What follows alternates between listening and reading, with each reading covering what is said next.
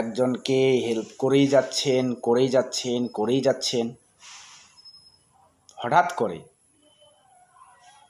আপনার হেল্প করার সামর্থ্য থাকা সত্ত্বেও তাকে একবার না বলে দেখুন। তাকে একবার হেল্প করার সামর্থ্য নাই আপনার, এটা বলে দেখুন। তারপর বুঝতে পারবেন সে আপনাকে কতটা ভালোবাসত,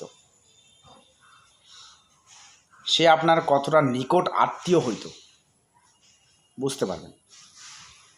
কেননা আপনি বারবার হেল্প করা সত্ত্বেও যদি একবার না বলেন না, সে ধরেই নেবে আপনি তার আত্মীয় নন, আপনি তার বন্ধু নন।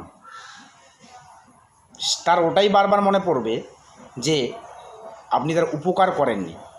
এর আগে যতই উপকার করুন, যতই ভালোবাসুন ওকে, যতই উপকার করুন, যতই হেল্প করুন, কিন্তু তার একটাই লাস্ট মোমেন্টে যেটা আপনি ব্যবহার করছেন, না বলছেন, সেইটাই তার বারবার মনে পড়বে যে আপনি তাকে হেল্প করলেন না, আপনি তাকে হেল্প করেননি। অথচ তার আগে হাজারবার শতবার আপনি তাকে হেল্প করেছেন, কিন্তু সেই হাজারবার শতবার হেল্প করার যে ব্যাপারটা, সেটা সে ভুলেই যাবে।